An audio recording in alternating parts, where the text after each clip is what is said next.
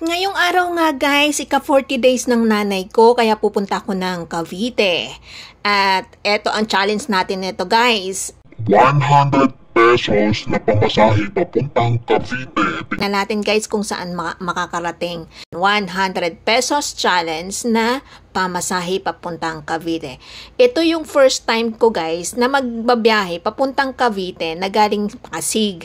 So, first time kong magko-commute. Dalawang ruta ang pwede kong daanan. Pwedeng papuntang Quiapo, tapos sasakay ng van papuntang Paliparan, and sasakay ulit ng jeep.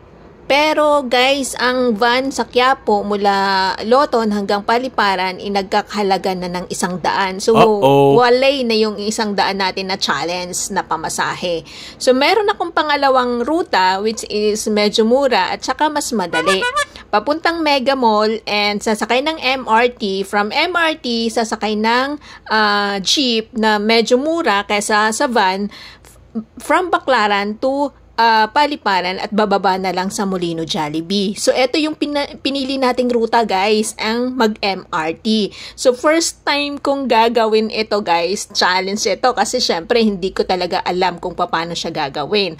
So, ang ginawa ko guys, sumakay ako ng tricycle hanggang Palengke, tapos doon meron kang sasakyan sa Palengke Pasig ng van papuntang Mega Mall. So, eto nga guys, nasa Mega Mall na tayo. Pasok tayo dyan sa supermarket guys, dire-diretso lang natin yan para makalabas tayo dun sa kabila para sa MRT naman. Pagkalabas nga natin sa kabila guys, kailangan natin pumunta ng MRT. So, kapag kakanan ka, papuntang Ortigas. Pagkaliwa naman, papuntang Show. So, ang pinili ko guys is papuntang kanan, papuntang Ortigas. Hindi ko nga nakuha na ng video guys yung pag-akyat ko kasi Stairway to Heaven yung Ortigas station guys. Sobrang taas niya guys. So, pagdating ko sa taas guys, nagtanong ako sa guard kasi nasa northbound ako. So, sabi ng guard, punta kayo yung ma'am dun sa may second floor. So, kailangan bumaba sa kabila para mapunta dito guys, papuntang southbound kasi tayo. At eto na nga yung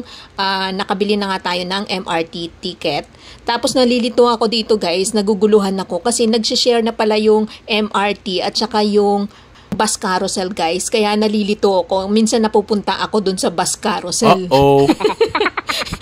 So, nagtatanong ako kay Manong Guard kung sasakay ng MRT. At eto na nga guys, nasakay na tayo ng MRT. Eto nga guys, ang nakakatawa sa mga pasahero talaga, kahit anong paulit-ulit ng pag-remind ng driver ng MRT na yung mga bawal yung maingay yung cellphone, bawal itulak yung pintuan. Pero guys, grabe, kahit na ang lakas-lakas na ng boses ni Kuyang driver, pero eto, pakinggan nyo guys.